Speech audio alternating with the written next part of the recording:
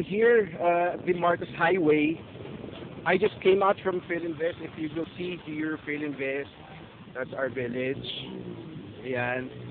Sa may gate ng Philinvest, hindi masyadong baha. But towards the further part of, what do you call this?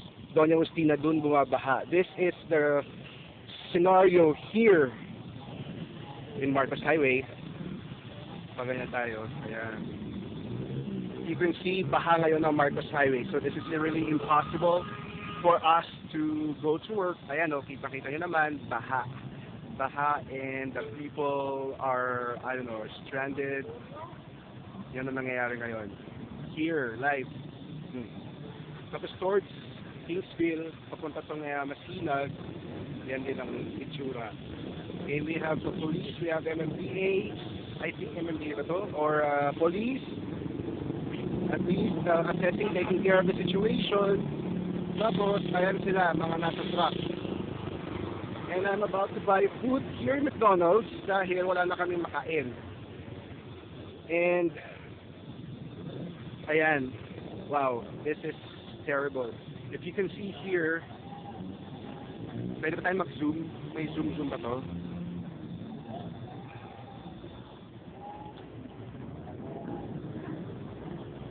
I don't know how to zoom in.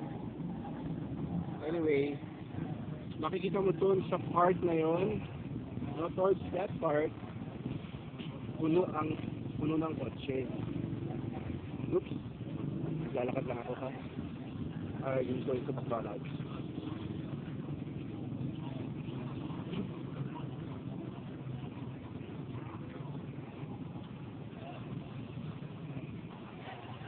That's how that is the situation right now here in Marcos Highway, along Marcos Highway, on Marcos Highway, rather, along Marcos Highway.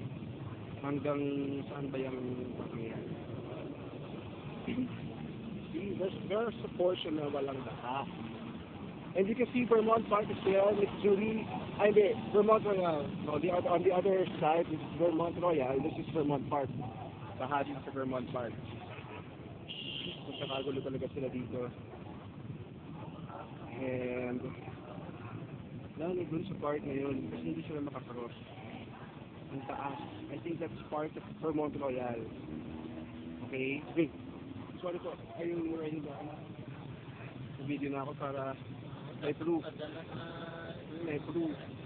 Sa office. How can you go to work? Oo. Ayan.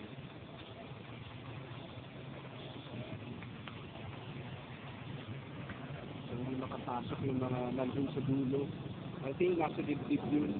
Bahago.